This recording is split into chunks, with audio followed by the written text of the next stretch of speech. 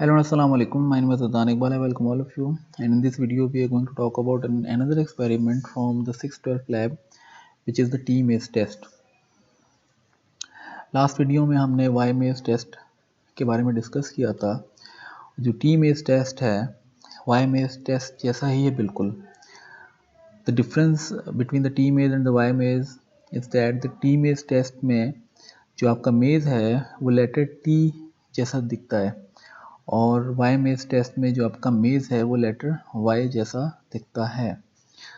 दोनों मेजेस जो हैं वो आपके एनिमल, रैट्स और माइस के लिए यूज़ होते हैं और ये एनिमल की कॉग्निशन, मेमोरी, स्पेशल मेमोरी और लर्निंग की फाइंड आउट के लिए किया जाता है.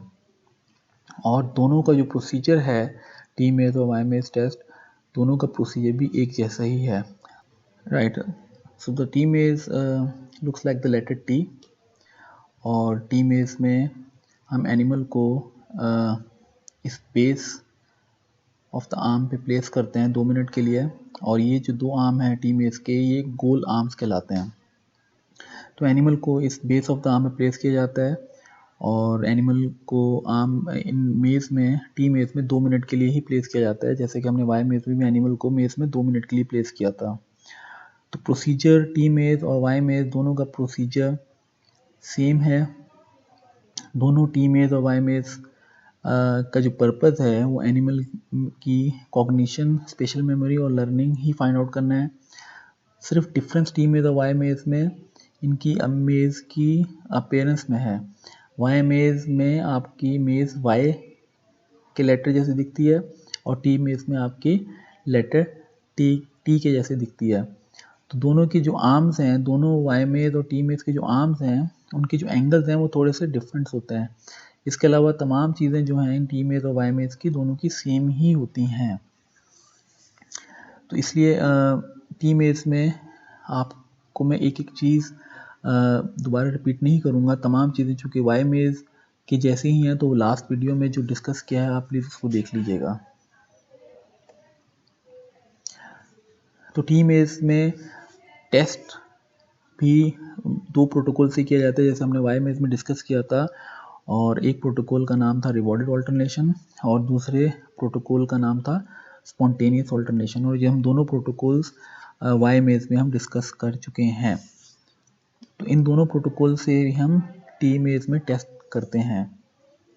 तो ब्रीफली हम इसको ओवरव्यू कर लेते हैं. रिवॉर्डेड ऑल्टरनेशन में आप पहले एनिमल की ट्रेनिंग करवाते हैं और रिवॉर्ड से आप एनिमल के ऑल्टरनेशन बिहेवियर को मोटिवेट करवाते हैं. और स्पॉन्टेनियस ऑल्टरनेशन में आप एनिमल की पहले से आप ट्रेनिंग नहीं करवाते, एनिमल को फर्स्ट टाइम आप में से आप इंटरेक्शन करवाते हैं और स्पॉन्टेनियसली उसका ऑल्टरनेशन बिहेवियर देखते हैं.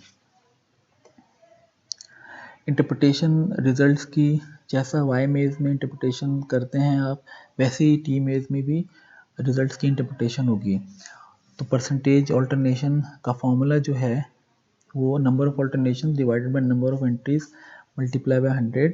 और इसमें जो आपका रिजल्ट आएगा, अगर परसेंटेज ऑल्टरनेशन आपकी जितनी ज़्यादा अच्छी होगी उतनी ही एनिमल की अच्छी कॉग्निशन और स्पेशल मेमोरी है.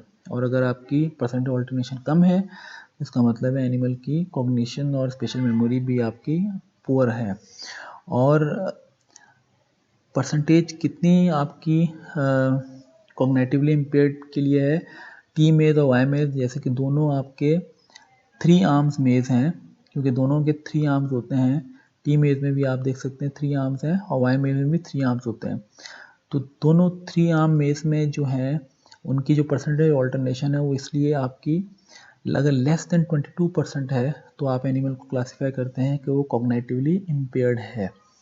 तो दोनों की परसेंटेज भी, जो मार्कर है परसेंटेज का टी मेज और वाई मेज का, वो भी सेम है. Welcome to Maze Engineers, Maze Basics, T-Maze. The T-Maze is an enclosed apparatus in the form of a T placed horizontally. The mouse starts at the base of the maze. The other 2 arms are called goal arms and usually contain a food reward. At the entrance of each arm, there are doors that confine the mouse to a specific arm or prevent the mouse from entering one of the arms. There are two common protocols used with the T-Maze to assess spatial memory and learning in mouse. Evaluation of spatial memory using rewarded alternation.